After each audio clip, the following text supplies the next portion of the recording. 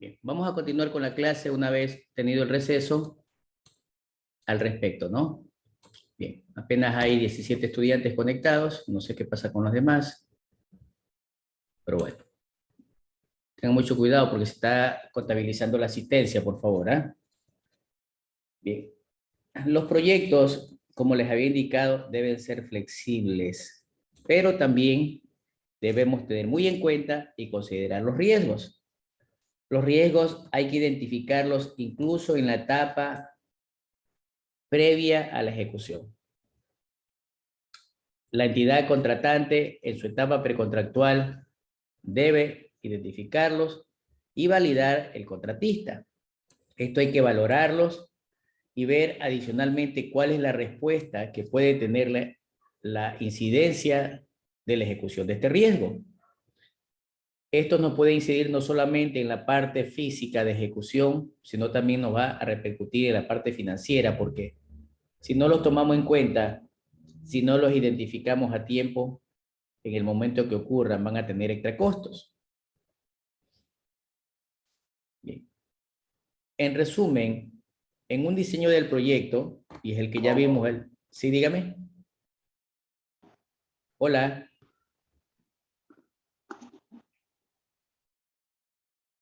Bien, continuamos. Les decía, en resumen, ya nosotros vimos en el proyecto de autoridad portuaria, es que es importante que partan de la identificación del problema, sabiendo en esa fase previa yo darme cuenta, pues, las salidas de los proyectos, cuáles son los productos entregables, y al final cumplir con los mismos que contractualmente se habían fijado. Bien. Para esto también es importante que empecemos no solamente a hacer el análisis, tal como lo vimos en la fase de ciclo de la gestión de proyectos, la preparación, es decir, cómo tengo que planificar, haciendo una revisión integral. Ayer les hablaba que el proyecto usted hace la identificación del problema y el presupuesto en este mes de enero 2022 y sucede que sale aprobado después de 5 o 8 meses. Riesgos de que el problema puede haber cambiado o puede haber desaparecido. Riesgo de que el presupuesto, al actualizarlo, ya tiene unos costos más altos. Es decir, nosotros debemos considerar que el proyecto debe estar para la etapa de operación en las mismas condiciones de la cual fue concebido. Muy independiente de la corrupción que pueden haber en obras, pero casi siempre se da que la ampliación de plazo o el plazo que se requiere para la ejecución técnica del proyecto es mayor que el que se había establecido. Por otro lado, también el presupuesto puede incrementarse, hablando en condiciones ideales sin corrupción. Y justamente se da por no haber identificado los riesgos, por no haber realizado un diseño adecuado. Para ejecutar el proyecto, más que todo para el desarrollo, el equipo técnico ya previamente debo tenerlo casi listo sobre el andar, tener claras las estrategias, definir cuáles son los entregables, ejecución, presupuestos, ver el origen del problema y poner más énfasis en esa parte. Hacer una clasificación en conformidad a los aspectos del contexto natural, cuáles son las dificultades o riesgos que pueden presentarse y en la planificación que se haya realizado. Normalmente, si ustedes han de recordar que cuando hacemos o se hacen ofertas de licitaciones, nos piden una metodología de trabajo. Y casi siempre lo que se hace es que nos dicen, bueno, la metodología está o no está, o sea, cumple o no cumple. Es probable que esté, pero a la final no es la más idónea ni la más adecuada para ejecutar ese proyecto, porque es muy probable que haya sido copiada y pegada de otro proyecto. Debo inclusive ver las estrategias para poder ir ejecutando, cómo llegar a los involucrados y cómo hago la gestión en base a 3 aspectos importantes como son la eficacia, es decir, cumplimiento de metas o entregables en las fechas previstas, la eficiencia, el manejo de los recursos adecuados de acuerdo al presupuesto y los rendimientos a través de la productividad. Si lo hace un proceso manual, si lo hace un proceso con maquinaria o dependiendo si estoy en un estado geográfico, de facilidad, es decir, que el invierno no sea muy fuerte o no haya, no exista, que las condiciones naturales del sector también me lo permitan, entre otras cosas, considerando también la provisión de materiales de acuerdo a la producción del proveedor.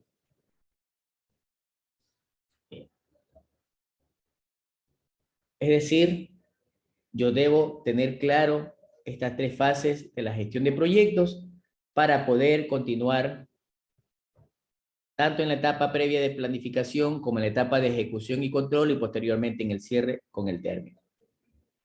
Una vez que llegamos a la etapa de operación, es importante que ustedes hayan realizado todas las pruebas necesarias. Es decir, ya ahorita estamos nosotros prácticamente en esta etapa en la que se va a necesitar operación y mantenimiento. Lamentablemente, a veces en los presupuestos de ejecución de obra o en el presupuesto de sostenibilidad del proyecto no se incluyen costos reales de mantenimiento o se hacen costos de mantenimientos al ojo y no se los planifica de acuerdo a un verdadero plan de mantenimiento que debe ser preventivo netamente sin llegar a lo correctivo.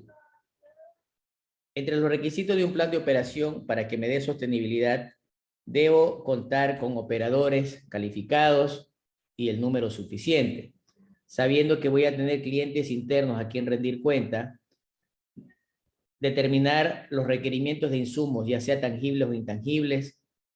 Necesito tener servicio básico al día, más que todas las empresas públicas, siempre adeudan a CENEL y lamentablemente no pueden cortar la energía, suponiendo CENEL que le corte a EPAN, no le puede cortar la energía porque tampoco puede interrumpir un servicio de primera necesidad, y más aún que es colectivo para una ciudad. Tiene que darse cuenta sobre la reposición de insumos, es decir, yo voy a tener gastos operativos que debo ser inclusive. En este caso, la entidad contratante debe poner el plan financiero y considerar todos estos elementos. Y lógicamente hacer un sinnúmero de actualizaciones o reposiciones a nivel tecnológico o a nivel de capacitación de los operadores. ¿Alguna pregunta, por favor? Bien. En la parte de operación, normalmente debería utilizarse un balance en scorecard o un tablero de mando para medir la satisfacción del cliente a través de indicadores y colorimetría, ¿sí? Tener claro cuál es la gestión del negocio en la que nosotros estamos operando, considerando los diferentes colores, los hitos, la calidad, entre otras cosas, de tal manera que el control de entrega del producto o el servicio sea el más adecuado. Además, en la operación tenemos que considerar cierto rol importante en algunas áreas, en la que nosotros debemos considerar la gestión de operaciones integradas, ver el área comercial, cómo se está desenvolviendo, los mantenimientos y el trabajo de ingeniería, y además, como punto de partida, la planificación y control. Realmente, los tres primeros que mencioné, en ciertas ocasiones se los hacen con una aplicación bastante somera, bastante pobre, en donde prácticamente no se justifica desde el punto de vista económico todas las operaciones sobre las actividades a realizar. Además de esto, pues es importante la seguridad industrial. Hoy en día, pues se está aplicando un poco más, pero sin embargo, no hay la cultura de la aplicación o del uso de lo que es seguridad industrial en el operador.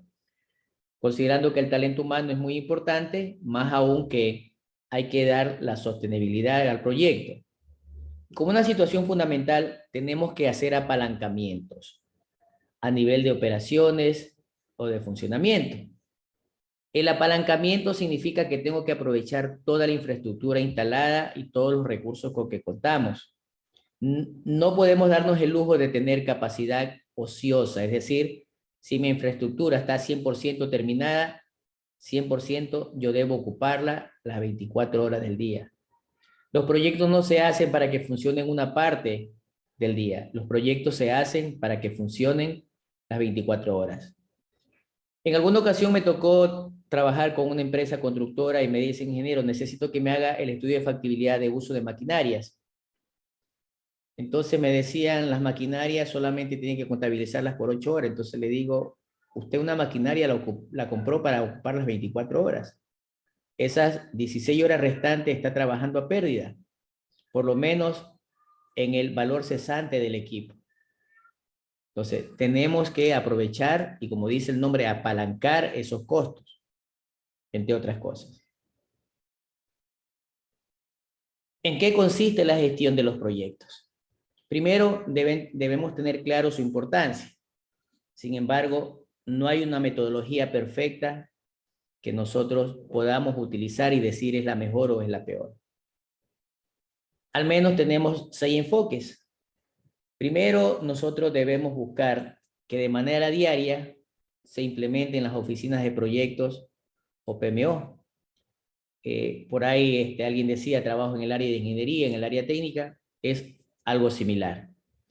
Segundo, para los proyectos hidrosanitarios, yo debo planificar estratégicamente y buscar una cartera de proyectos.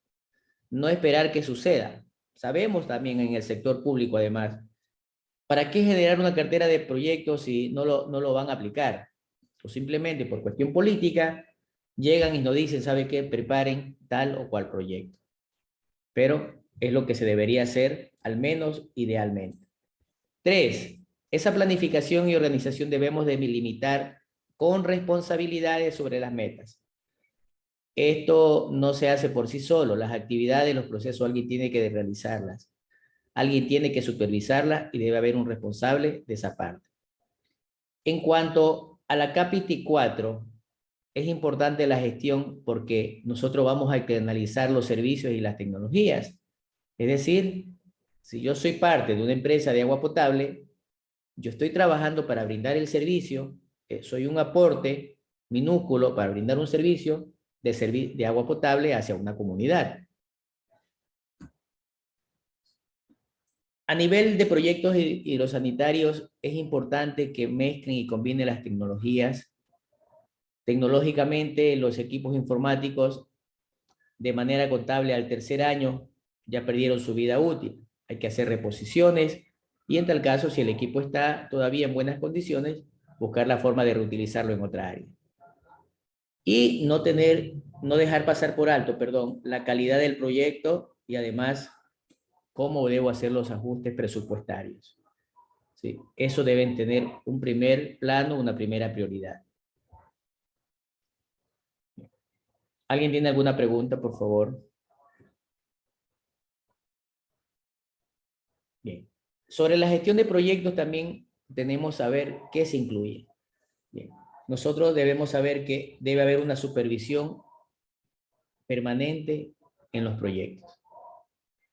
Hoy en día, toda la información que nosotros generemos de ese sistema hidrosanitario, monitorearlo a través de un sistema SCADA, informáticamente, alojar en la nube sus respaldos, me sale mucho más barato que tener o contar con un servidor físico.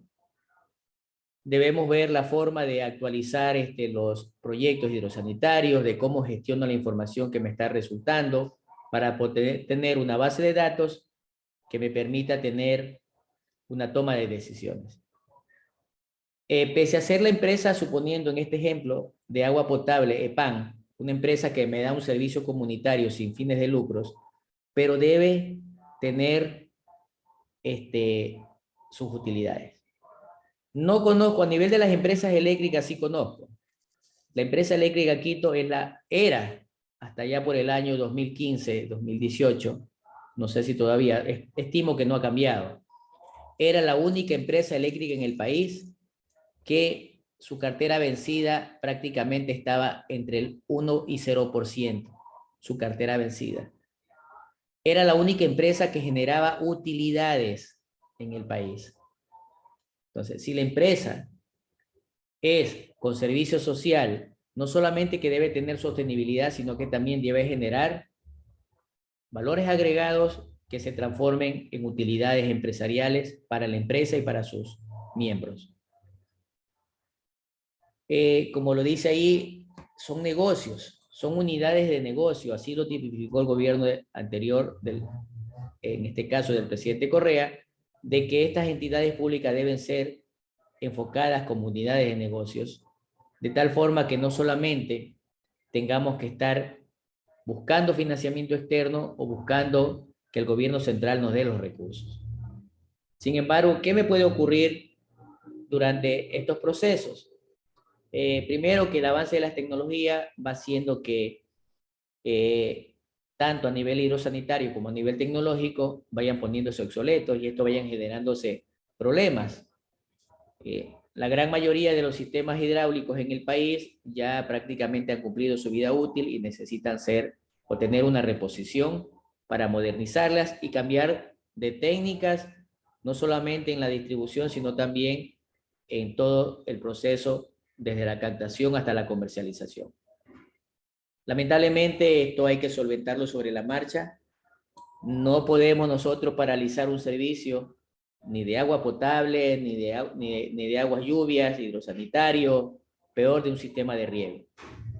Lo que acabó de mencionar el compañero, entre el Guayas y los ríos hay un proyecto de riego que está incompleto, que por falta de recursos, que por falta de financiamientos, no se lo logra terminar. Es decir, no se ha cumplido con el objeto para la que fue determinado el proyecto. La forma en que se gestionan los proyectos hídricos, vuelvo a llegar a este apartado en la que nosotros tenemos que definir el problema a solucionar. ¿Cuál es el objetivo del proyecto?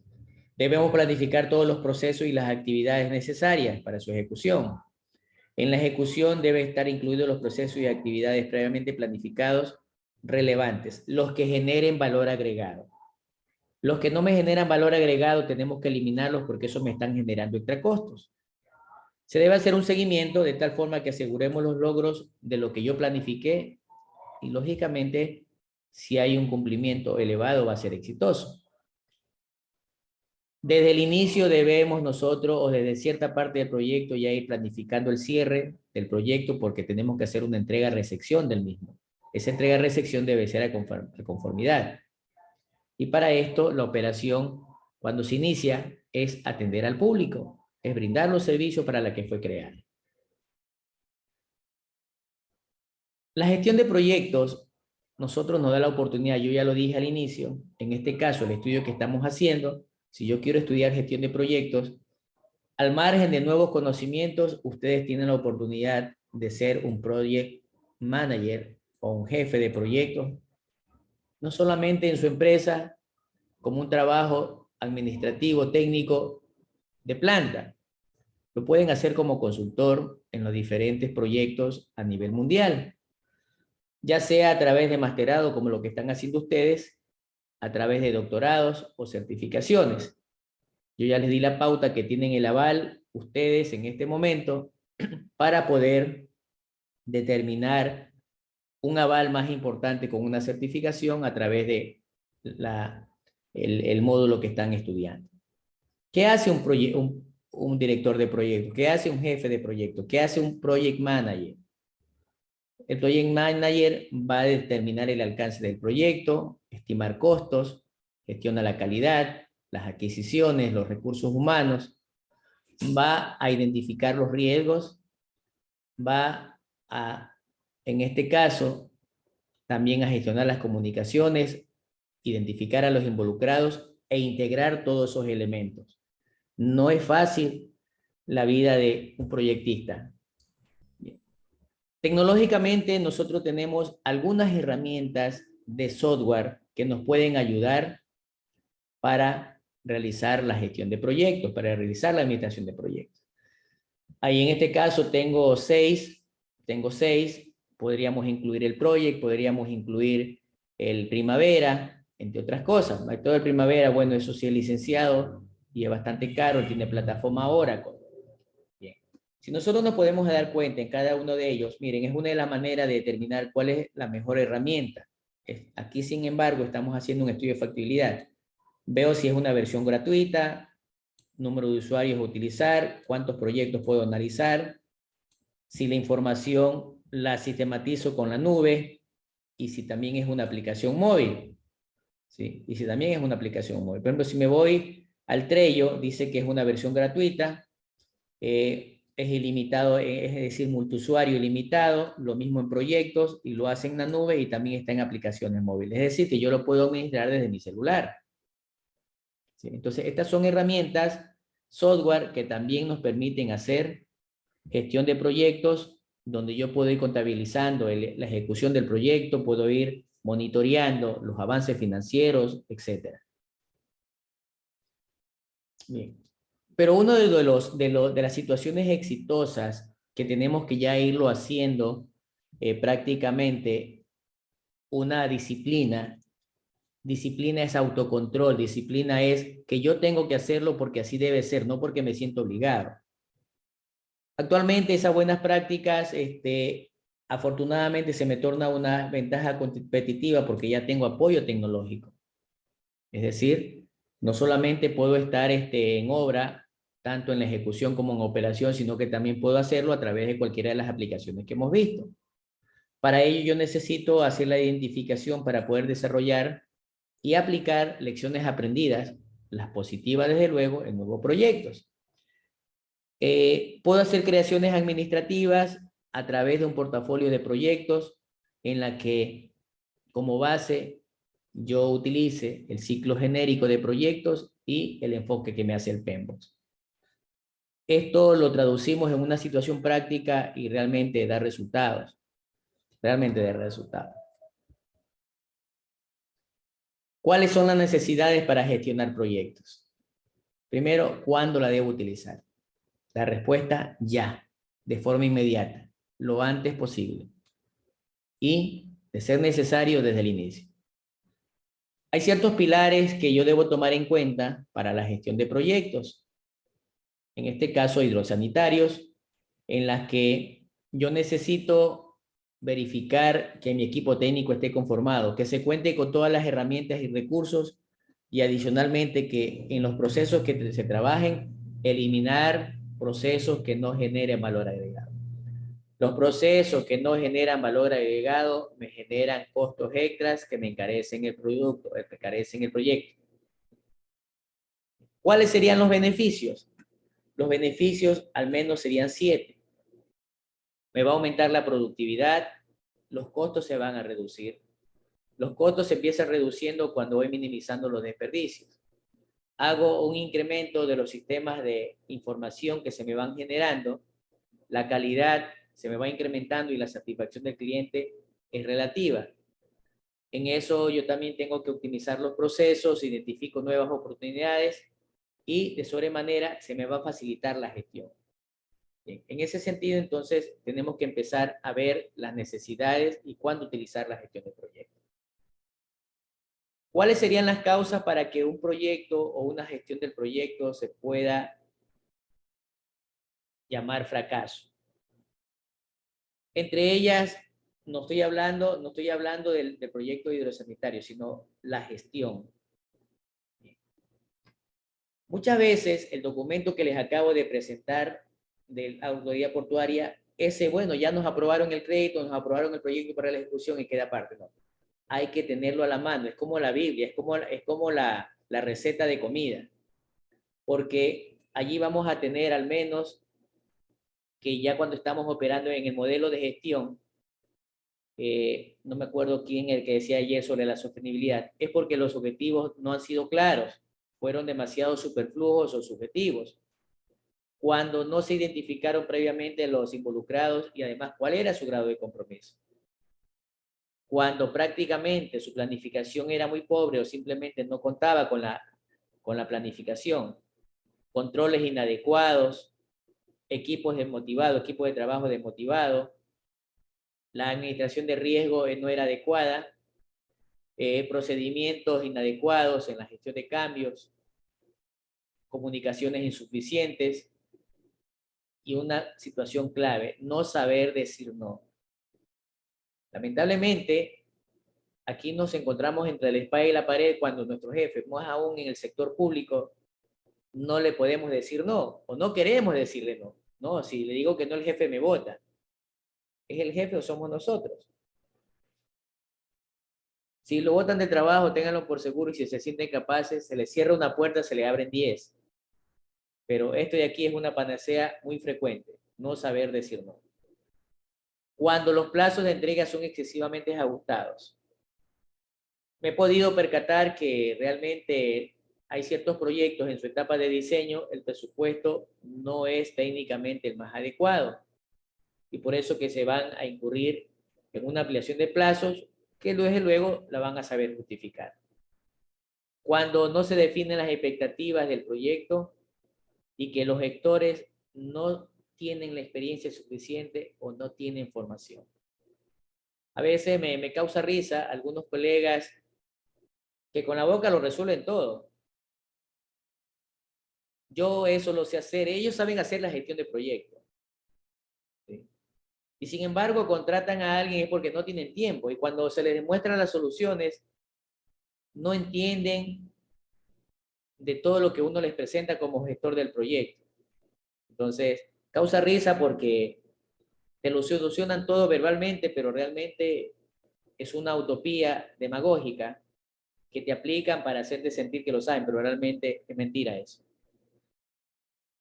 ¿Cuáles son los factores para combatir esas causas?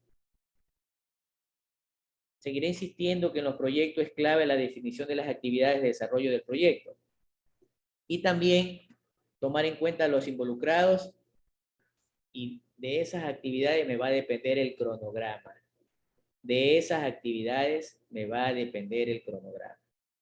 Ya veremos en algún momento cómo hacer el cálculo de tiempos para las actividades, donde vamos a encontrar 3 escenarios. ¿Sí?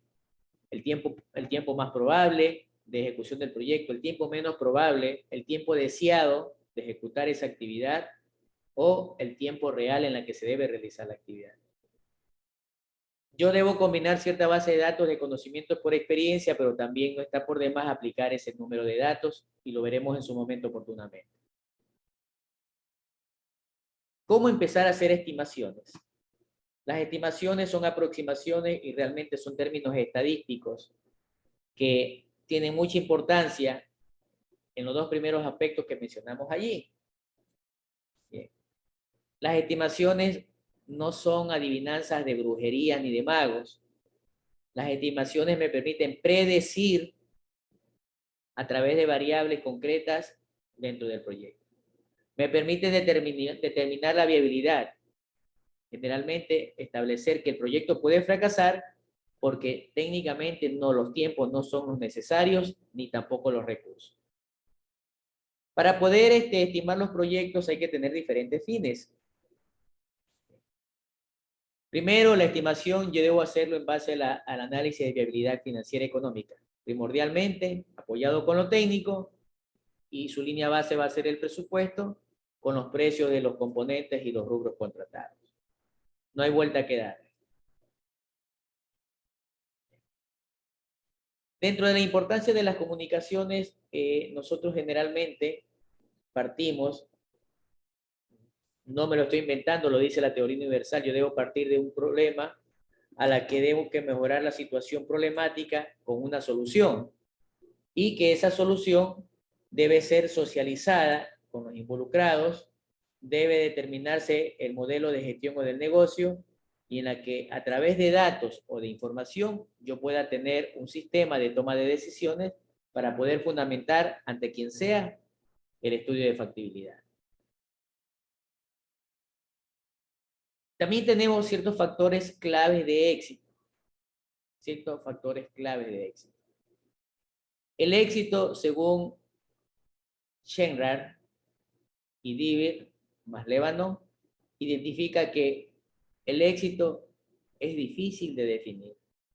Sin embargo, la RAE, en el año 2001, indicaba que el éxito es el resultado feliz de un negocio o una situación. También puede ser la buena aceptación que tiene alguien o algo, y además significa el fin o terminación de un negocio o asunto.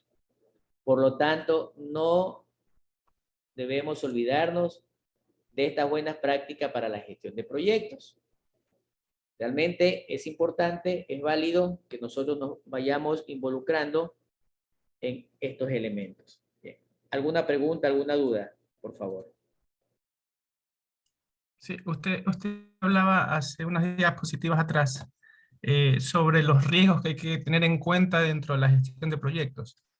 Me imagino que esos riesgos toman en cuenta el cumplimiento de los objetivos, cuando el proyecto como tal se está alejando de, de- de llegar a su propósito, ¿no?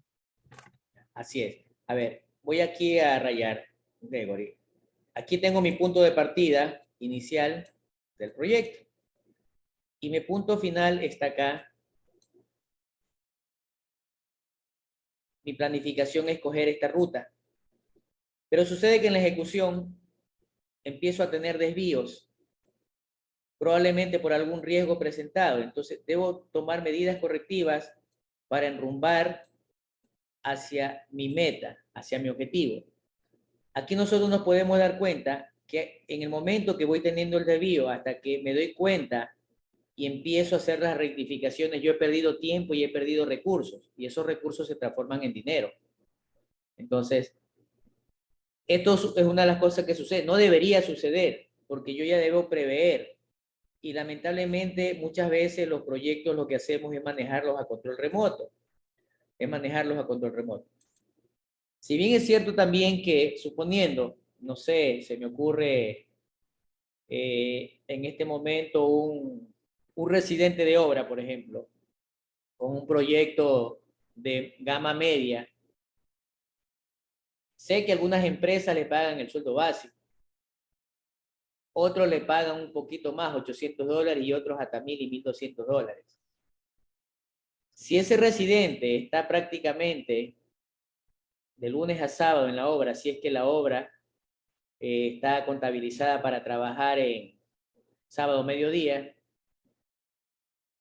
salvo el caso contrario de empresas como Hidalgo o algunas empresas extranjeras que conozco, prácticamente les trabajan hasta los domingos mediodía, desde las 5 de la mañana hasta las 10 de la noche. Ellos, bueno, tienen un régimen en que trabajan 3 semanas en obra o en campamento y una semana tienen libre. ¿Sí? Sin embargo, tienes un desgaste físico tal que ese valor de 400 o $1,200 para el residente, no se habla el supervisor o superintendente, te desgasta, y a veces no por descuido, sino por cuestiones de fatiga, hace que se te pasen por alto este tipo de desvíos, y cuando ya te das cuenta, en buena hora, muchas veces se dan cuenta a tiempo, en otras veces ya se dan cuenta cuando prácticamente el riesgo es inminente de que este suceda. Entonces, es por eso que cuando yo hago la planificación metodológica, debo prever los riesgos que están sucediendo. Incluso debo cuantificar y cómo realizar mi proyecto, de tal manera que yo lo tenga que incluir en el presupuesto. Bien. Algo más, por favor.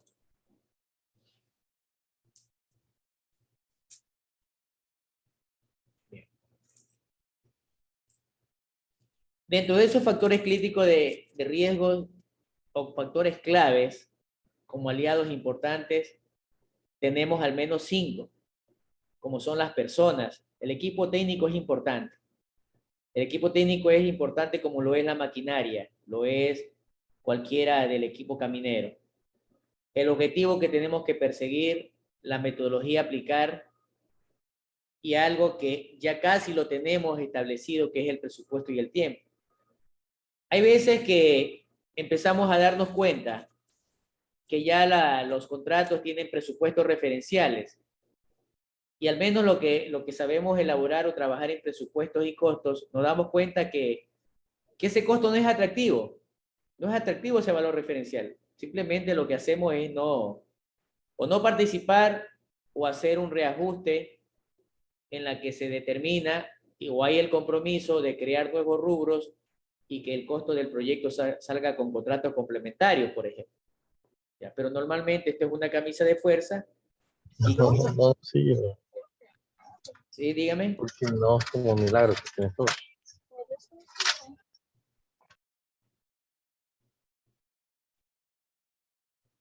Bien. Controlen los micrófonos, por favor. Bien, entonces decía que normalmente dentro de los factores clave de éxito, estos dos elementos ya prácticamente ya están dados, no los podemos cambiar. El presupuesto porque ya está así aprobado para el financiamiento y hay una disponibilidad presupuestaria, y el tiempo porque aparte de que yo tengo una ejecución en proyecto contractual, también lo tengo en el modelo de gestión para la gestión institucional del administrador o gerente. Los factores deben ser para cada proyecto. ¿Sí? Por eso que debe haber un compromiso de todo el personal contando con una infraestructura tecnológica que apoye, con un buen equipo y los procesos de ingeniería, y más que todo que los cambios se den las facilidades de que si técnicamente se demuestra y se justifica, se los apruebe. En este sentido, partimos de que el éxito prácticamente tiene como base un poder de negociación, y justamente lo que les indicaba de los dos factores que ya están dados, como son el tiempo y el presupuesto. Necesito una buena plataforma tecnológica para poder, no solamente hablo de la informática, sino también del equipamiento con que se cuenta. ¿Cuál es la forma de trabajo que se va a aplicar? Y de sobremanera, la experiencia de la empresa y de su equipo, de su personal técnico.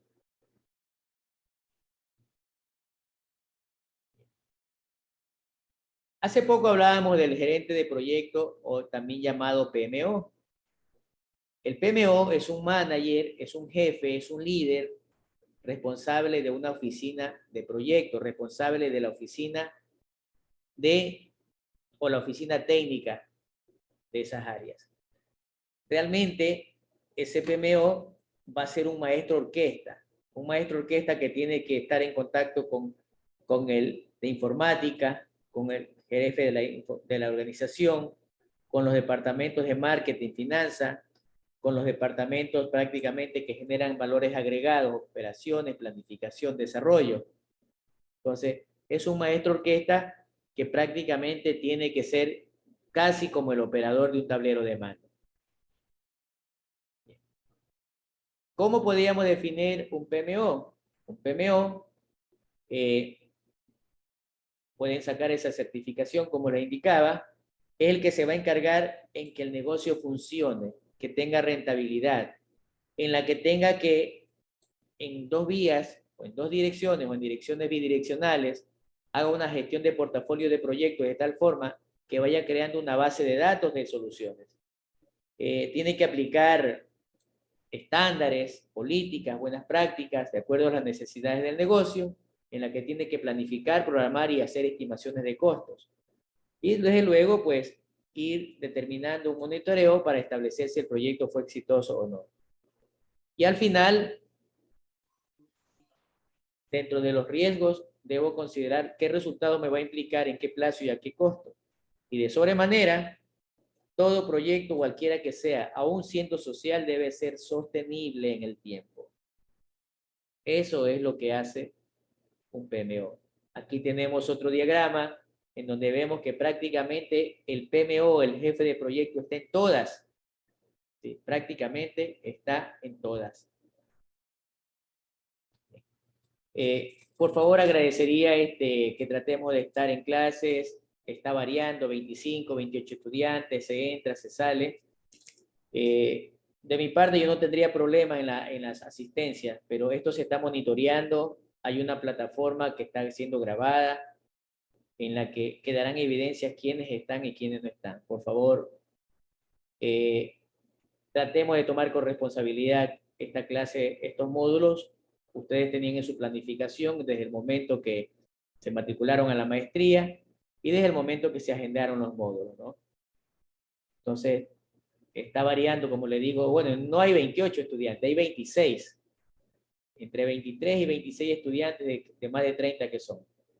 Entonces, no sé qué está pasando con los que no están presentes.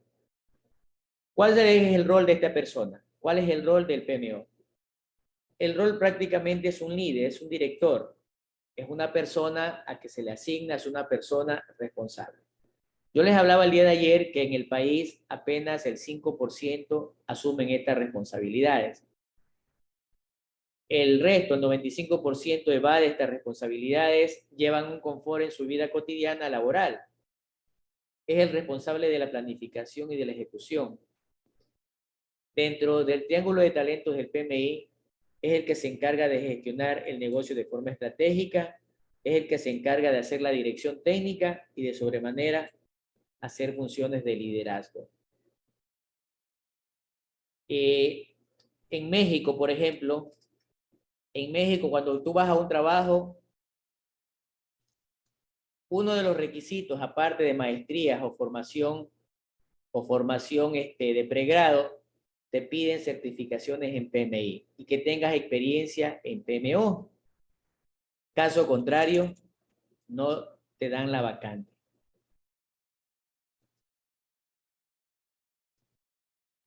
Profe, una consulta. En temas de honorarios, ¿el PMO tiene un honorario superior a un técnico profesional? Sí, sí. Así como tienen, ustedes ven las responsabilidades de funciones, sí lo tienen.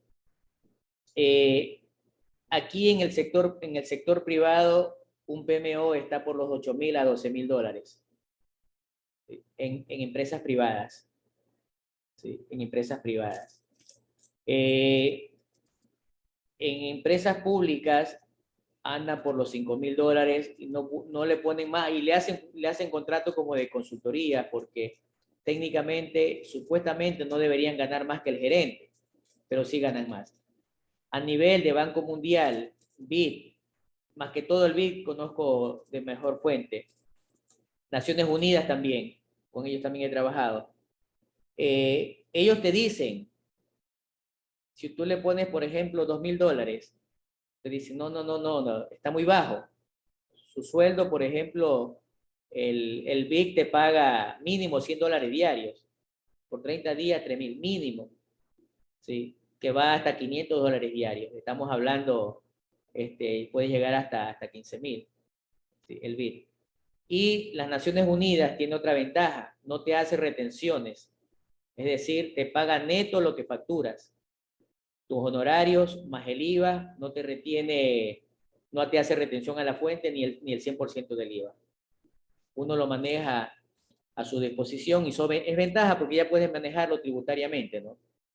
Entonces, sí hay una ventaja de sueldo honorario. Y yo no iría solamente por eso, la pregunta. Cuando uno tiene certificaciones PMI, el abanico de tu cartera de vacantes es más amplio, es decir, las empresas te buscan. Las empresas te buscan.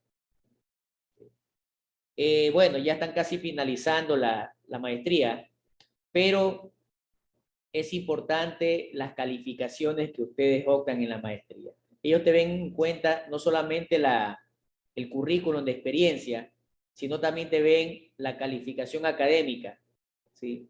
Al menos si tienes arriba de 9 o de 9 para arriba, para ellos es muy válido y eso te puede ayudar para puestos de trabajo e inclusive para becas.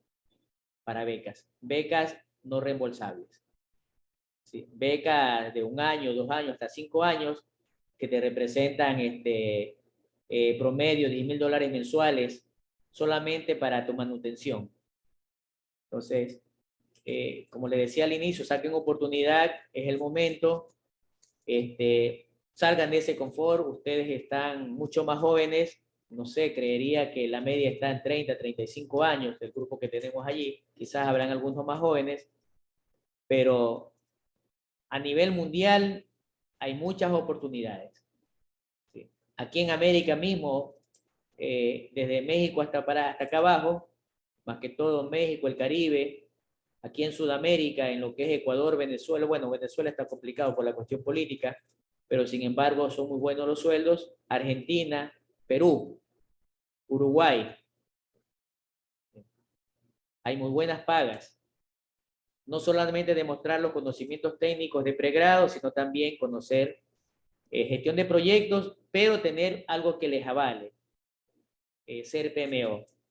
O también la otra que está ofertando el BID, que es el PM4R Expert, dura 6 meses ese curso, pero también está costando cerca de $2,500. Pueden financiarlo con tarjetas, hasta 9 meses.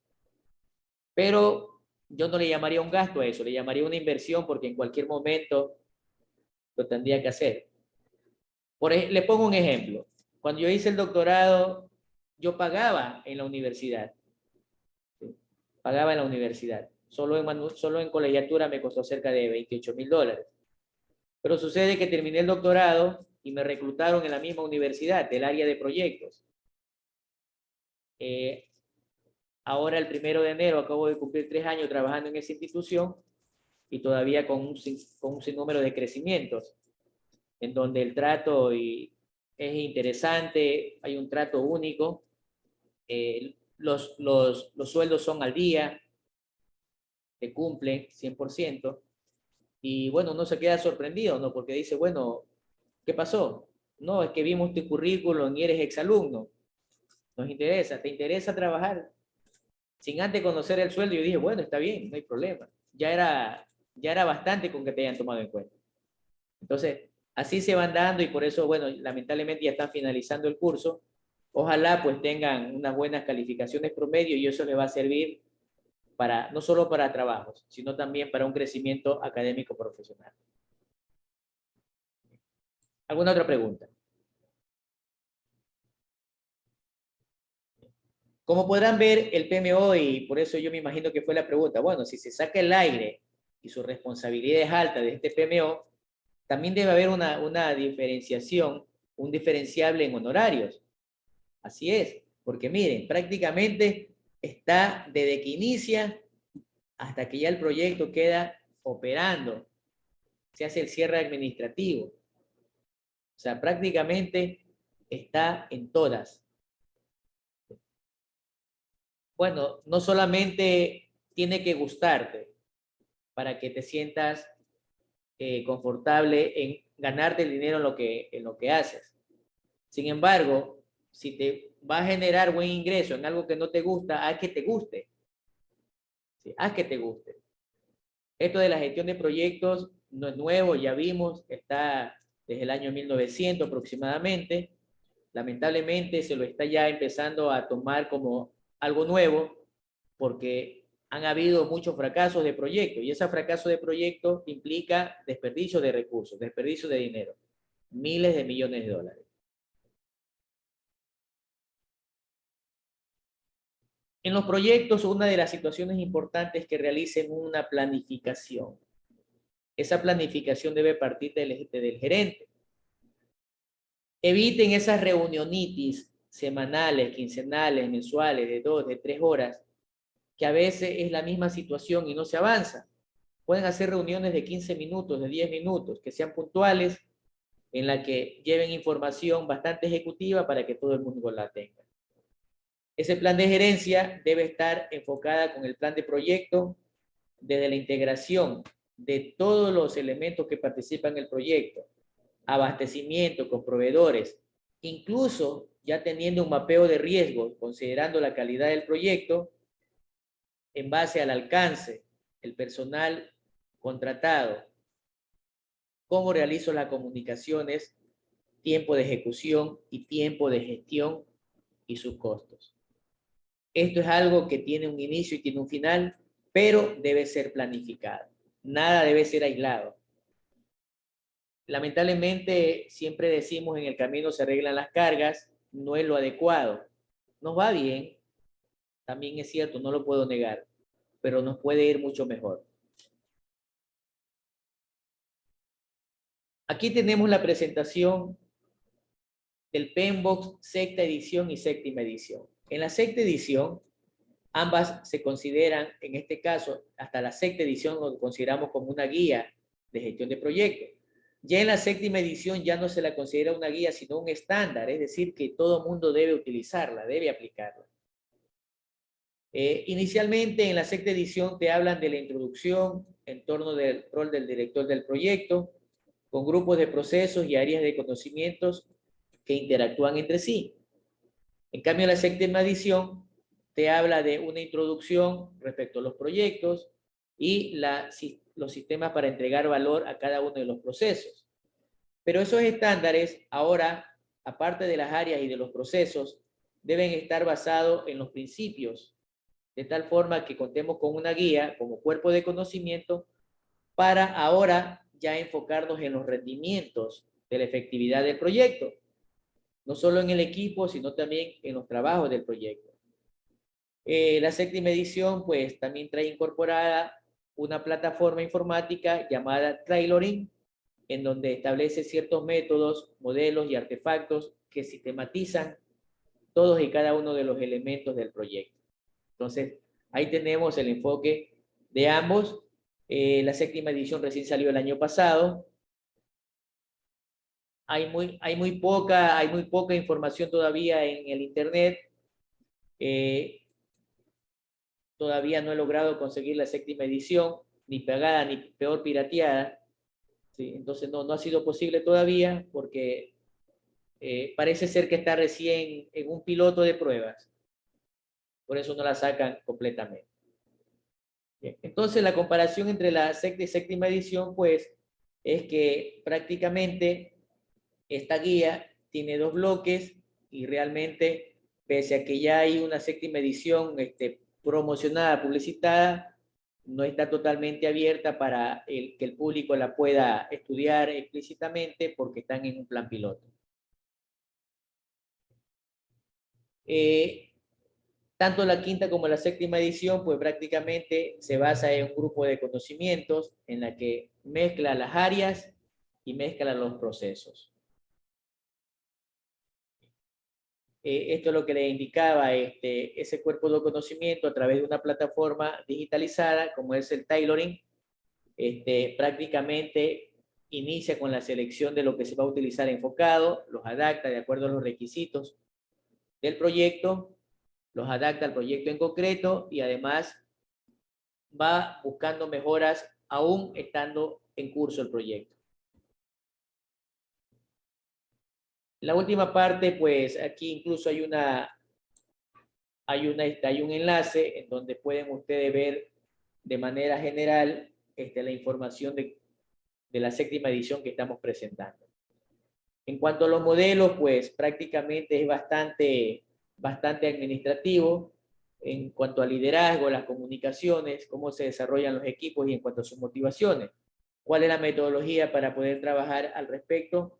Y ellos le llaman plantillas a todos los recursos como plantillas, artefactos a todos los recursos como plantillas, gráficos jerárquicos, usuarios o historias clínicas de usuarios, no netamente desde el punto de vista médico, sino desde el punto de vista técnico, entre otras cosas. Bien.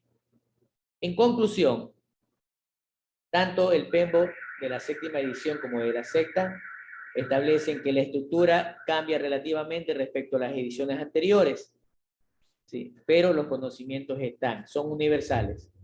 Se le da más peso a los procesos, lo que prácticamente, a pesar de que no lo consideran útiles, pero lo aplican.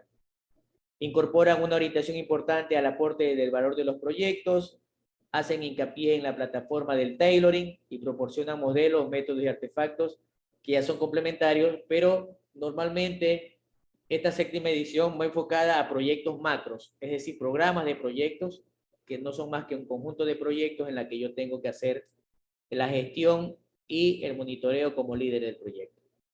Bien. Queridos alumnos, entonces de esta manera nosotros estamos finalizando, pese a que hemos salido un poquito del libreto de la planificación, sobre la parte de los conceptos básicos de proyectos. Bien. ¿Alguna pregunta, por favor? Usted ayer nos hablaba respecto a cómo sacar la certificación de un PMO. Generalmente, ¿cómo se podría obtener eso realmente? Perfecto. Bien. Interesante. Las certificaciones primero deben cumplir algunos requisitos. Bien. Uno de ellos que tengan ustedes su titulación en un curso de pregrado, ya lo tienen. Segundo, tener el aval de haber obtenido un curso de gestión de proyectos. Tercero, la experiencia. Ustedes ya tienen la experiencia como ingenieros, han trabajado en proyectos, la mayoría o todos, y de esa manera nosotros nos vamos dando cuenta que sí cumplimos con esos requisitos. Una vez que tengamos esos requisitos, nosotros hacemos la solicitud, ya les voy a indicar dónde. Esa solicitud pasa a un comité donde les avalan y necesitan ustedes registrarse y para ese registro de inscripción les cobran un valor, pero está incluido el proceso de entrenamiento para el examen de certificación. Ese proceso de entrenamiento que va desde 3 a 6 meses, o también le podrían ajustar a 60 días, dependiendo del horario en que quieran revisar. Los matriculan en una plataforma online, de tal manera que eso les está costando cerca de $800, $600. Una vez que sacan que ya son entrenados para dar el examen de certificación, en unas ocasiones, cuando tienen que dar el examen, tienen ustedes un año de plazo, para dar el examen. Si pasado ese año pierden esa capacitación y tendrían que volver a tomarlo, otros $600, $800 más. En esa capacitación les van a dar ciertos lineamientos igual o mejores o parecidos a lo que estamos compartiendo, casi siempre son los mismos, y además le van a dar para que hagan uso de la plataforma donde se dan los exámenes. Tienen simuladores. Hay ocasiones en que el examen está en inglés o ocasiones en que está en español. Son más de 100 preguntas, creo que 500 preguntas que tienen ustedes que responder. Estaban en 6 horas el examen, en las que tienen que obtener un porcentaje de aprobación que está arriba del 80%. Si aprueban el examen, entonces ustedes están aptos para certificar. Y esa certificación, la emisión del documento que lo avala esta empresa, en este caso es el PMI, les cuesta otros $600, $800. Reitero, es una inversión. Estamos hablando arriba de los $1,500. Aquí en el país lo pueden buscar ustedes el PMI Ecuador directamente, o si no, a través de la Politécnica Nacional, la ESPOL, creo que la San Francisco también lo hace. Un curso de certificación, y ellos son partners, es decir, son intermediarios. A nivel externo también hay muchas empresas extranjeras que ofrecen ese tipo de servicios, ¿sí? Y casi todos los costos van por allí, ¿sí? Yo les recomiendo que lo hagan directamente con el PMI Ecuador, ¿sí? Entonces, más o menos el proceso, Gregory. Gracias.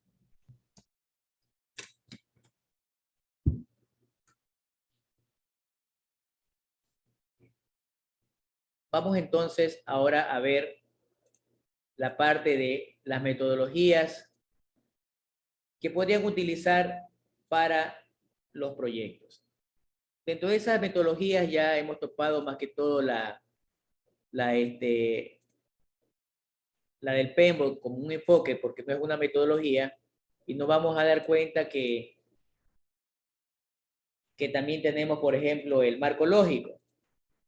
He incluido el marco lógico porque es lo que vemos acá en el país, es lo que en el país nos solicitan el gobierno cuando queremos crear un proyecto. Incluso el Banco Interamericano de Desarrollo, no conozco las otras instituciones, pero el Banco Interamericano de Desarrollo también pide que incluyas el marco lógico y todo el proceso de marco lógico, como de árbol de problema, árbol de objetivo, análisis de involucrado, para que se incluya en el documento del proyecto. Pero muy independiente de eso, quiero que se den cuenta que el aprendizaje también los deja aptos a ustedes para que hagan estudios de consultoría a este nivel. Muy bien. Aquí me he olvidado, está el canal, la dirección del canal de YouTube. Ya se irá subiendo las clases grabadas.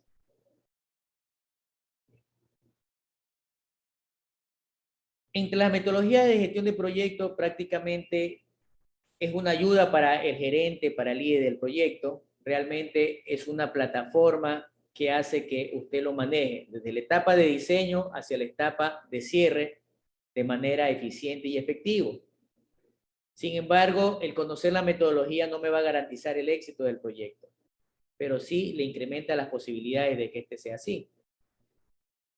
Es por eso que generalmente nos damos cuenta o aplicamos en algo que no lo vemos de esta forma, pero que se lo conoce como el ojo de la competencia. Es decir, tenemos que integrar, tenemos que realizar una integración de todos los elementos contextual, técnico, las competencias de comportamiento, entre otras cosas.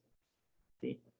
Vamos a trabajar con un equipo multidisciplinario, vamos a hacer entregables a nivel de diseño y quizás posteriormente o coger el diseño y ejecutar o llegar a la parte final del cierre, que también lo podemos hacer. Y hay que conocer este sinnúmero de facetas a nivel metodológico. Bien. Una metodología de gestión de proyecto es un conjunto de procesos que se van a repetir de forma consistente, son flexibles, son eficientes para desarrollar y ejecutar proyectos.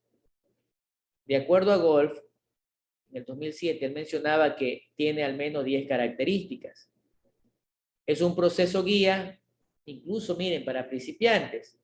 Me permite identificar los roles y responsabilidades de todos los involucrados. Permite enumerar las competencias y destrezas. Me facilita formatos y ejemplos para poder desarrollar los mismos. Provee ciclo de vida dependiendo del proyecto en el que usted quiere incursionar. Le permite facilitar una lista de checklist o de verificación a todo nivel. Son adaptativos a cualquier proyecto y a cualquier empresa, así como a los equipos. Son independientes de las herramientas de trabajo, pero sí son rigurosas. Y además, pese a que tiene un costo, me genera ahorros a largo plazo. Clásicamente, a nivel de software hay muchas metodologías. A nivel de proyectos mucho más grandes de desarrollo, tenemos el PRINC, el sistema en cascada, o netamente metodologías que me generen ciertos enfoques predictivos, en la que generalmente está enfocado el PMBOK. Prácticamente ya nosotros hemos visto de manera general, y lo vamos a ver de manera específica cuando contemos con el PMBOK, y de sobremanera cuando hablemos de la matriz de marco lógico. Aquí podemos hacer una comparación en la que prácticamente, como dos primeras iniciales, tenemos el PMBOK y la ISO 21500. Prácticamente son las mismas. Solo que el PMBOK lo he transformado en norma. La metodología de desarrollo de proyectos de acuerdo a los temas, a los principios y procesos o estandarización, ya nosotros nos podemos dar cuenta que marca la diferencia el PMBOK, que pertenece al PMI. Hay otras metodologías que han sido usadas desde hace mucho tiempo, como es la carta de Gantt, más de 70 años, la carta de PER o CPM, que va relacionada con la carta de Gantt, y además la cadena crítica. Pues bueno, debo decirles también que es importante que aprendan a manejar el proyecto. ¿Sí?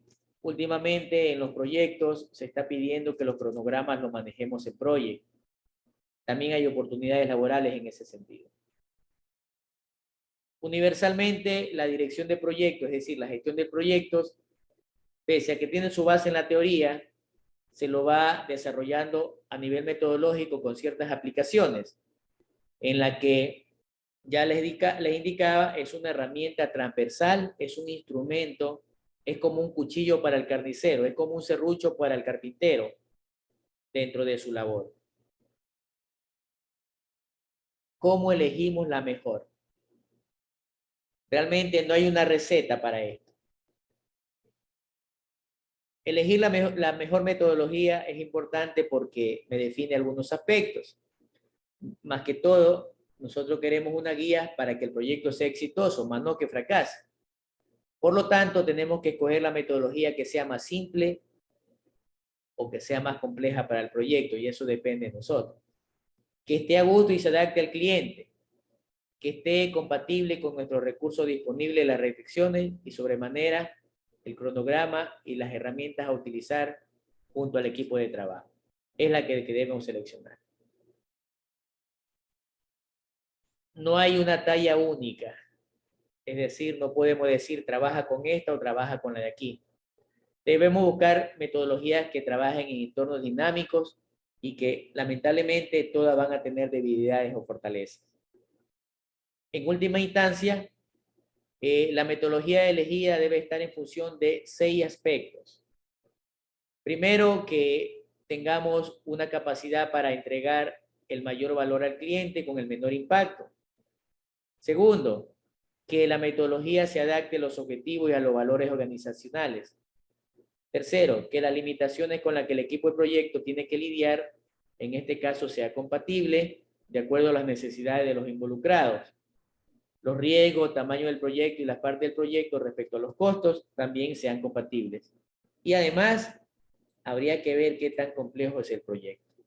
Pero no hay una talla única de metodología.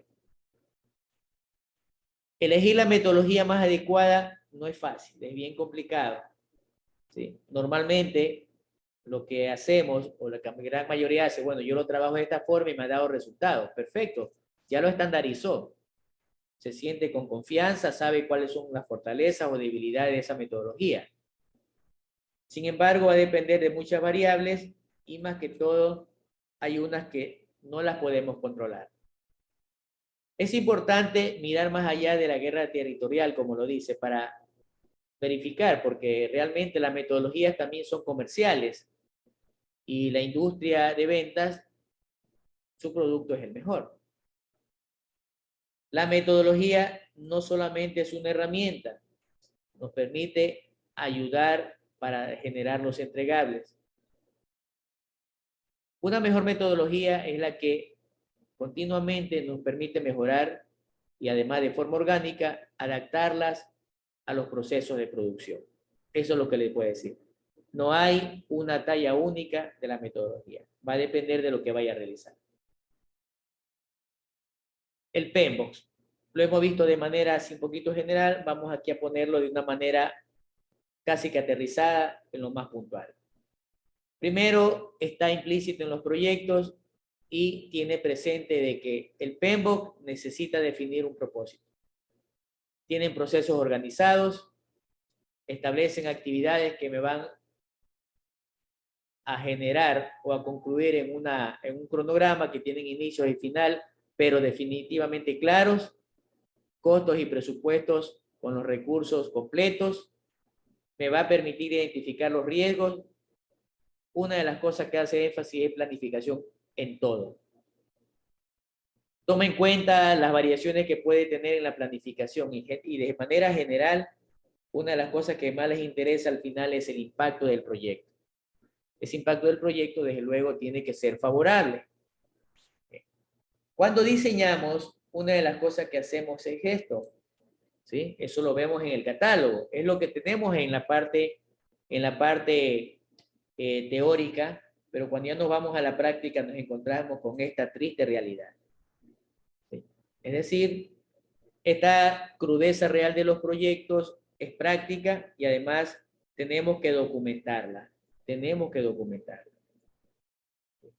Ya lo habíamos visto, esta parte de lo que enfoca el PMBOK, partiendo en los 4 cuadrantes, desde la parte de identificación en la que yo identifico el problema, hago el diseño, ejecuto, hago las evaluaciones y entrego el producto final para satisfacer los requerimientos del proyecto o del negocio. El PMBOK tiene grupos de procesos que los agrupa, en donde sus áreas de conocimiento son pertinentes y en el momento que los combino, se me genera un proceso de gestión, la cual todos tenemos que desarrollarlos. Es así como funciona el PMBOK. Aquí tenemos una combinación matricial en donde tengo los grupos de procesos y las relaciono con las áreas de conocimiento. Los grupos de procesos tienen desde el inicio hasta el cierre y las áreas de conocimiento desde la integración hasta la provisión. Bien, se me ocurre, por ejemplo, aquí el alcance. El alcance yo lo determino en el inicio, en la planificación y en el control, porque necesito ir monitoreando o supervisando. Es decir, yo voy cruzando información y es cómo lo hacemos. Por eso les decía, no me sorprende que para algunos se les haga muy familiar y han de decir en su mente, esto lo hacíamos, claro. Yo les dije, las ideas las han tenido desordenadas. Simplemente lo que hemos estado haciendo es ¿cómo se llama? Actuando por sentido común, por lógica, y que ahora espero que ya las ideas se organicen y las empiecen a trabajar de una manera más ordenada, más formal, a tal punto de que los resultados que vayamos obteniendo sean mucho mejores. Bien. Tenemos ya, parece que 3 compañeros más se han integrado recién hace poco a clases. Las metodologías ejemplares. Esta es una herramienta metodológica que lamentablemente hay que presentarlo. Digo lamentablemente porque para poder generar recursos y financiamiento del Estado ecuatoriano necesitamos generar el proyecto con este formato. La metodología ejemplares ha tomado una combinación de lo que es el PMBOK con lo que es la matriz de marco lógico. Prácticamente tiene su estructura y también dan ciertas capacitaciones para su desarrollo. Me permite generar dentro de la misma matriz, a través de los indicadores y los medios de verificación, hacer seguimientos, así como de los supuestos que tenemos en el proyecto. Normalmente la estructura de modelos ejemplares, de manera general, en palabras gruesas, es la estructura, que son 7. Tienen los datos generales, lo vimos ya también en el índice del proyecto de portuaria, tiene un diagnóstico del problema, los objetivos, la viabilidad del plan de sostenibilidad, presupuestos, estrategias, tanto de ejecución como de evaluación. Con este cumplimiento, pues ingresará hacia la respectiva entidad que dé la priorización para que tenga el aval y sea incluido en el PAI del sector público. La ISO 25001 prácticamente es la misma, es el mismo PMBOK, con la diferencia que fue transformada en una ISO, en una norma. ¿Sí? ¿Cuál es su diferencia? En que prácticamente la utilizan ejecutivos dentro de las empresas. Ahí tenemos una comparación, prácticamente es la misma, por ahí una que otra cosa, por ejemplo aquí un cambio, en vez de recursos humanos le pone recursos el PMBOK, perdón, la ISO 25001, en vez de poner interesadas le pone partes interesadas, de ahí prácticamente es lo mismo. Ahí vemos las situaciones de cada uno de los elementos como doctrina, como guía o como norma. El proceso de la dirección de proyecto del PMBOK, igual aquí lo tiene desagregada. Podemos ver aquí el grupo de procesos y acá las áreas de conocimiento, a la que la ISO le llama grupos temáticos. Y tenemos el mismo cruce matricial y transversal en la que esta funciona. Luego tenemos la ISO 10006, también tiene su enfoque en el PMBOK, pero se basa netamente a la calidad del proyecto. ¿Sí? Netamente le interesa más la calidad del proyecto. Tiene sus diferentes características. Una de las cosas es que identifica la información crítica, entre ellas la ruta crítica del cronograma, permite a la organización para recopilar información, valida y almacena toda esa información recopilada y posteriormente las organiza a través de un sistema de información y se las aplica en un sinnúmero de proyectos. En conclusión, la ISO 26006 es un estándar, como ya lo dije, que más se enfoca en la calidad, les interesa más que todos los procesos y que estos procesos, cuando se hablan de procesos, deben estar documentados, si no, no son considerados procesos. No es muy eficaz, más que todo en la etapa de ejecuciones o de riesgos, y adicionalmente es muy funcional, de tal forma que me garantiza el éxito de los proyectos en su aplicación con las normas anteriores o con los estándares de calidad que se conocen en el momento. En cuanto a esta metodología, es una metodología particular que fue desarrollada en la Universidad Politécnica de Cataluña. Es una metodología prácticamente que tiene más de 30 años de uso. Quizás algunos lo han escuchado, quizás para unos es nuevo. Bien. Esta metodología me enseña el paso a paso a través de 9 ejercicios de cómo presentar mi diseño del proyecto. Sí, paso a paso me enseña a definir el problema, a definir el sistema del proyecto, a definir el sistema del problema, cómo lo sistematizo, a determinar un árbol de funciones del proyecto a nivel general, a nivel técnico, en la que yo tengo que hacer un sistema ya de viabilidad del proyecto con cronogramas, con especificaciones técnicas, inclusive riesgos y cuáles son los requisitos del personal que van a operar, de tal manera que haya una interacción hombre-máquina para posteriormente finalizar en un ejercicio 9 con la presentación del sistema o del proyecto. Algo importante de esto es que esta metodología parte desde la identificación de un problema real, pero fundamentado conceptualmente, sabiendo que tiene que desarrollar una solución o propuesta. También esa propuesta debe ser fundamentada desde el punto de vista teórico, pero de la realidad. Es interesante esta metodología. Esta metodología la utilizan bastante los argentinos y la utilizan en la parte de Europa bastante los españoles. México también lo utiliza bastante. Es la misma, aquí tenemos cómo va evolucionando los 6 ejercicios en donde identifica el problema hacia un proyecto de solución inclusive ya funcionando. Y miren, ve, menciona las etapas de preinversión o de factibilidad, es decir, la etapa de diseño, listo para la etapa de inversión o materialización, que es el desarrollo, implementación y cierre, y queda lista para la operación. Reitero, esta metodología la utilizan bastante en Argentina, México y España. Ahí tenemos una aclaración de lo que implica los 9 ejercicios y que prácticamente me generan 5 procesos en la que prácticamente tenemos el factor común del desarrollo del mismo. Finalmente llegamos a la matriz de marco lógico. En esta sí voy a ser un poquito más explícito, puesto que tenemos nosotros acá dentro del país como norma legal, podríamos decir, en el marco de proyectos, aplicarla. Bien. Hay algunas definiciones del marco lógico, unos la consideran como una herramienta de gestión, otros la consideran como un sistema de procedimientos instrumental, otros la consideran como una herramienta analítica, pero todas enfocadas a los proyectos. Bien. Otra menciona que esta herramienta debe ser práctica, debe ser dinámica y que prácticamente me generan elementos. ¿Cuáles? Determinar el objetivo del proyecto. ¿Cómo determino el objetivo del proyecto? Identificando el problema. Ya nosotros vimos el problema, causa-efecto, objetivo, medio-fin. Los resultados son los componentes o partes del proyecto. Las actividades, cómo las vamos a desarrollar y los recursos me va a generar el presupuesto. Eso se me va a transformar en una matriz de planificación.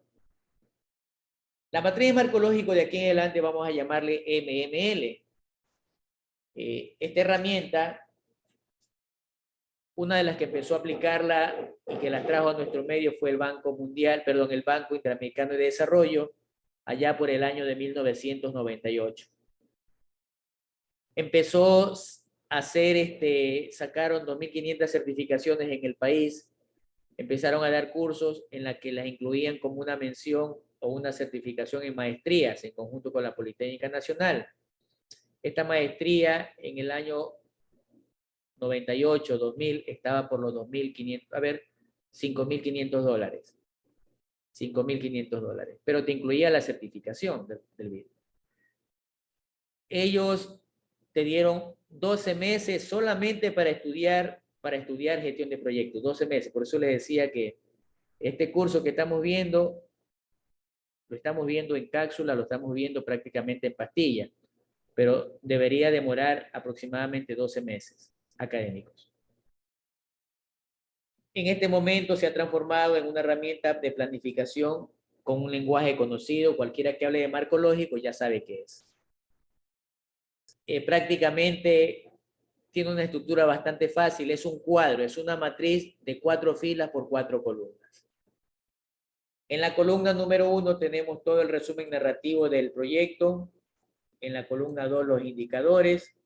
En la columna 3 los medios de verificación y en la columna 4 los supuestos o riesgos. Por eso les indicaba, al menos esta metodología sí me indica desde la etapa de diseño ya los supuestos que podrían suceder. A nivel de filas, nosotros vamos a tener lo que es la finalidad a todo nivel. Vamos a tener el propósito de la columna 1, los componentes y las actividades.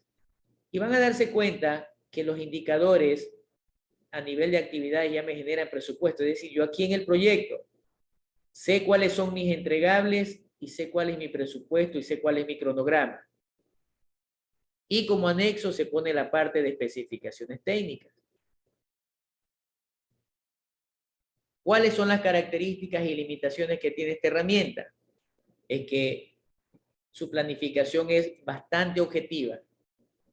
Me permite tomar decisiones. Me permite identificar de entrada a los involucrados. Al socializarla, se la define en base a consensos. Es una terminología bastante sencilla relativamente. Me permite generar discusiones secuenciales a través de procedimientos y es clara, ¿no? O sea, al ver el cuadro yo no puedo, si veo $5,000, no puedo que son $500, no puedo decir, está puesto $5,000, es bien objetiva. Sin embargo, también tiene sus limitaciones, ¿no? Debe ser trabajada de manera formal. Para cada proyecto incluye ciertos análisis que va a depender de las informaciones que quiera analizar para determinar el problema. Va a determinar a determinar de acuerdo a la capacidad del equipo de trabajo, la planificación de sobremanera. Lamentablemente, al ser un documento público, va a estar transparentemente a la mano de los involucrados. Ellos van a estar haciendo seguimiento, es decir, ellos van a molestar más que el mismo fiscalizador. Y además, una de las situaciones es que me permite considerar nuevas enseñanzas, o buenas o malas, y la transformamos en experiencia para aplicarlas en proyectos futuros. Esta metodología realmente ha ayudado mucho a que los proyectos sean exitosos, en la que su representación es equitativa a todo nivel, no hay una jerarquía de favorecimiento hacia uno u otro lado. Esa asignación es equitativa tanto para los costos, beneficios, y ellos se basan mucho en la equidad de género. Me permite hacer una adecuada planificación. El proyecto lo aborda en base a la identificación de un proyecto que afecta a los involucrados, genera respeto de compromisos. Los beneficiarios de sobremanera están claramente identificados. Permite crear equipos de trabajo competentes, motivados, una gestión eficaz de los proyectos y más que todo la organización con una alta capacidad. ¿Por qué se la desarrolló? Esta herramienta se desarrolló porque el BIC al menos se dio cuenta que los proyectos carecían de precisión. No estaban relacionados, y es lo que yo les decía. ¿Por qué me dicen que van a hacer el proyecto si no saben qué van a solucionar? O yo les pregunto al revés. Bueno, tu proyecto, ¿qué va a solucionar? Suponiendo, alguien me dice, voy a hacer un sistema de alcantarillado, voy a poner algo absurdo, ¿no? Solamente para la Ciudadela Manta 2000, un sistema de alcantarillado completo. Entonces la pregunta sería, ¿por qué no lo haces no solamente para Manta 2000, sino para todo ese sector, todas esas ciudadelas aledañas? Ahí viene la situación subjetiva de que hay intereses creados en que se lo deba hacer para ese lado. Segundo, los proyectos no eran ejecutados con éxito, ¿sí? Había muchas pérdidas de recursos, entre ellos miles de millones de dólares. No había un responsable o no se sabía si lo que habían hecho era lo que tenían que hacer. Esta herramienta conceptual, además, se la elaboró en base a ciertos problemas comunes en la parte de diseño. La planificación no era precisa o simplemente era laxa. Sus responsabilidades a nivel de asignación de ejecutores era bastante difusa y no estaban claros los hitos de control. Esta herramienta también he trabajado, me gusta porque me permite trabajar de manera en síntesis los resultados del proyecto. Es decir, en un solo cuadro yo tengo toda la información del proyecto. Nos damos cuenta de que presenta una coherencia interna de relación medio-fines, es decir, a nivel de objetivos. Ya vimos que el problema yo lo puedo transformar en objetivo general y las actividades o causas la puedo transformar en objetivos específicos. Entonces, esta fusión de lo que les estoy indicando más lo que me dice la teoría hace que se fortalezca y sea una herramienta que apoye a los, y que todavía los sigue apoyando de sobremanera. Sí, me alegra y estoy sorprendido que se la siga utilizando. Y si se la sigue utilizando, significa que es muy buena metodología dentro del sector público ecuatoriano. Cuando hablamos de enfoque sistémico de esta herramienta, fundamentalmente es importante los aspectos conceptuales que ya hemos estudiado. Esos y muchos más. Si los quieren ahondar, lo pueden hacer. Este fundamento sistémico es como una casa estructural. Cuenta con una base en la que sus fundamentos es clave, los pilares lo trabajamos a través de métodos científicos. Cuando hablamos del método científico no es ninguna situación de ciencia ficción o de algún científico como tal, algún erudito, sino que simplemente sabemos que a través de la observación yo me puedo dar cuenta de lo que está sucediendo. A través de revisión de información puedo darme cuenta de dónde está el problema. Entonces, esa información vamos haciendo deducciones y atamos cabos de tal manera que hacemos el enfoque sistémico y vamos a tener información para que a través de los resultados tomar decisiones. Eso enmarca lo que es el marco lógico, es decir, son las partes para que ese techo llamado marco lógico se sostenga. En cuanto a los componentes del sistema, yo necesito saber qué insumos voy a tener de entrada. De acuerdo al producto de salida que yo quiera, necesito metodológicamente trabajar el proceso. Armo de manera cíclica una retroalimentación para que ese producto final o salida lo podamos mejorar hasta estandarizarlo. En eso se basa el marco lógico.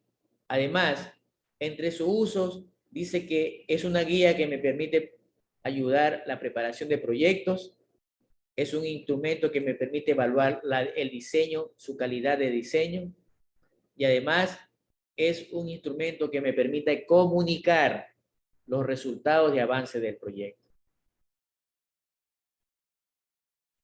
Sin embargo, no basta con conocer o saber manejar la metodología de marco lógico. La metodología de marco lógico es una ayuda para pensar, mas no un sustituto para el análisis creativo. Pues bien, nosotros ya hemos transitado los 7 pasos, ahora nos vamos a centrar en lo que es el desarrollo o la explicación de la matriz de marco lógico.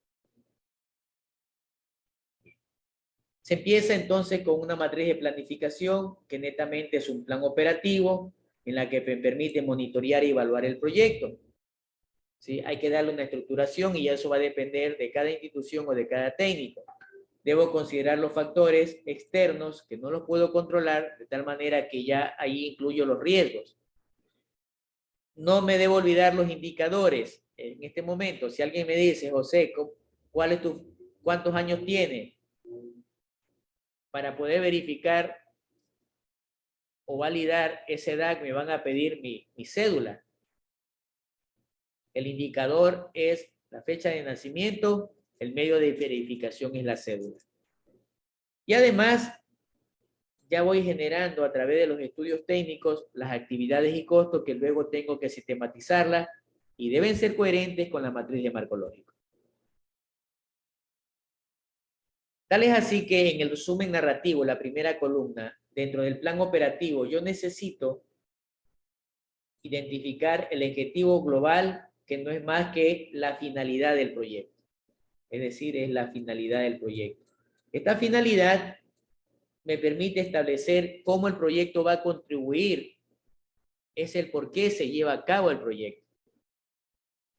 el objetivo general que fue o que se dedujo del problema va a describir los efectos que yo espero. Es el propósito del proyecto como una condición futura y que siempre debe permanecer. Los objetivos específicos son los componentes que me va a determinar cuál es el fruto o el resultado del trabajo. En este caso, de cada uno de los rubros por componentes macros. Y finalmente tengo las actividades que no son más que tareas, que no son más que acciones, que para poderla desarrollar en un tiempo y con recursos, obtener productos o servicios. Y lógicamente tenemos un comodín, como son los recursos, que no son más que instrumentos o medios que me permiten materializar las actividades y en general contribuir al proyecto. Eso es una de las cosas que deben tomar en cuenta en la matriz de planificación de los proyectos. Lógicamente, en esta matriz de los proyectos, no debo dejar pasar por alto el presupuesto y el cronograma como claves y las condiciones previas como requisitos para poder ejecutar el proyecto. El resto ya es conocido. En esa matriz de planificación, lamentablemente, no es que esté redundando en lo mismo, pero para que las cosas resulten bien al final, yo debo ir paso a paso y tomar muchas consideraciones. No olvidarme de las fuentes de verificación. Como alguien me dijo ayer y en buena hora, ¿de dónde sacó esa fuente? ¿De dónde fue la fuente de consulta? No podía inventármelo. Si lo mencioné, tenía que decir de dónde lo había consultado. Entonces, en esa matriz de planificación, yo tengo que armarme algo parecido a esto, de manera específica, de acuerdo al proyecto que esté elaborando. Bien. Ahí tendríamos el armaje de la matriz de marco lógico, con una viabilidad y factibilidad y de sobremanera, aquí, ¿cómo la tengo que construir? ¿Por dónde empiezo? ¿Por la columna 1, fila 1 o por la columna 4, fila 4? Una vez que se tiene experiencia, podemos empezar por donde quiera. Recomendaciones, empezar por la columna 1, fila 1, columna 1. Es por donde se empieza hasta llegar a las actividades. Sin embargo, después recomienda que las revise. El quinto paso es revisar que lo que hizo sea coherente y esté bien formulado. Ya sabemos que como es la primera columna, es el resumen narrativo y prácticamente son los objetivos y actividades, todo esto debe estar desarrollado con un verbo en infinitivo, inicialmente. Una vez que estamos en el paso 5, empezamos a sacar los factores externos o supuestos. Nos vamos a la última columna, empezando desde la fila 4. Empezando desde la fila 4 hacia arriba. Y no llenamos la fila 1. ¿Qué son los factores externos? Los factores externos son riesgos, pero no lo escribimos en forma de riesgo, en forma negativa, sino lo escribimos en forma positiva. Por ejemplo, un riesgo en las compras de los equipos o en los pagos es que no haya disponibilidad presupuestaria. No hay disponibilidad presupuestaria. Sería el riesgo. ¿Cómo lo escribo en forma positiva? Disponibilidad inmediata y a tiempo de los recursos financieros. O sea, lo pienso en positivo como que siempre va a existir, pero sabemos que el riesgo es lo contrario. Luego nos vamos al paso 7. ¿Sí? Empezamos poniendo el riesgo del propósito, luego el riesgo de los componentes y luego el riesgo de la finalidad. Si pueden darse cuenta que los indicadores a nivel de actividades no se llaman riesgos, se llaman presupuestos, se llaman cronogramas. Sin embargo, no lo hacemos todavía. Empezamos a hacer las fuentes de verificación. Si yo digo aquí que voy a tener el 50% de beneficiarios al cabo del tercer año de haber elaborado el proyecto, entonces, ¿dónde lo encuentro? Lo encuentro en algún informe, en algún reporte, en alguna encuesta o resultados de encuesta, etc. Luego hago el presupuesto, de acuerdo al presupuesto pongo los medios de verificación. ¿Cuáles serían los medios de verificación del presupuesto? En este caso, facturas de cobro, planilla de cobro, informes de cobro, informes financieros, etc. Bien. Y es la forma como yo tengo que construir la matriz de marco lógico. Bien. Ahí tenemos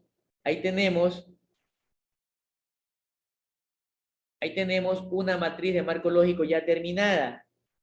¿Sí? Tengo actividades, tengo resultados o componentes, objetivos específicos, tengo propósito general y objetivo general. Bien. Es importante que ustedes codifiquen los componentes. Ya ustedes verán qué codificación. Yo para el ejemplo le he puesto C1, C2 y acá las actividades las identifico. Actividades 1, 1, que corresponde al componente 1 y al siguiente índice la actividad 1 del componente 1, la actividad 2 del componente 2. Siempre el proyecto debe terminar con un informe final. Siempre debe terminar con un informe final. Aquí se dan cuenta que los indicadores siempre van a llevar cuestiones numéricas, van a llevar cuestiones porcentuales en un tiempo determinado. Cuando ya me está hablando al final del proyecto, probablemente en algún lado se puso que el proyecto va a durar 2 años, 3 años. ¿Sí? Tengo las fuentes de verificación y tengo los supuestos. Es decir, aquí tenemos ya algo armado. Bien. Los proyectos son una cadena de hipótesis. En este caso, en la matriz marco lógico, si yo desarrollo las actividades, obtengo los componentes. Si tengo los componentes, puedo empezar a operar y generar un propósito para poder tener una finalidad. Y entonces yo puedo lograr la sostenibilidad del proyecto. El compañero que preguntó ayer de la sostenibilidad, normalmente la gran mayoría llegan hasta aquí. ¿Sí? Normalmente la gran mayoría llegan hasta ahí y se tornan en elefantes blancos. ¿Qué es lo que se hace? Lógicamente, políticamente, ¿qué es lo que me conviene? Tirar abajo este proyecto, por ejemplo, y hacer un nuevo estadio. Ya ese estadio no me sirve, yo no, mejor en vez de remodelar, lo hago nuevo. Aproximadamente. Entonces, eso es lo que sucede. El modelo de gestión o los elementos coherentes de esa cadena de hipótesis no fueron lo suficientemente fundamentados como para poder dar sostenibilidad al proyecto. A través de lo anterior, más lo que tenemos en la lámina, se me genera una lógica de intervención en la que yo necesito los medios necesarios, los recursos necesarios para poder establecer la matriz de marco lógico y del proyecto ya conceptualizado y materializado. Bien. A ver, por la cuestión, yo voy a aprovechar en este momento para no dejar empezada la clase. Vamos a hacer ahí el alto para el almuerzo, nos reintegramos a la 1. Yo en este momento voy a pasarle a Diana las matrices, perdón, los formatos de las tareas para que las comparta. Igual también las voy a subir posteriormente a la plataforma. Diana, me dijo que sí le compartió ayer la información que le envió por correo a los compañeros, ¿no? Sí, doctor, les envié por correo, el correo institucional a todos. Ya, perfecto. Entonces, tienen ahí información para que revisen. Ya depende de ustedes si lo hacen o no, pero es información más que todo la de Sampier y la del PEMBO, que tienen allí, ¿no? En lo que quisieran revisar. Bien, entonces nos encontramos nuevamente a la 1, puntual, por favor, a la 1, miren que se le estoy dando prácticamente 14 minutos adicionales para que coman más tranquilos. Y yo voy en este momento a compartirle a Diana para que después le transfiera a ustedes o directamente lo voy a poner en el grupo de WhatsApp y también te voy a pasar, Diana, a ti para que tengan las planillas y la plataforma. Bueno, nos vemos más tarde entonces. Hasta luego. Hasta luego. Ingeniero, una preguntita.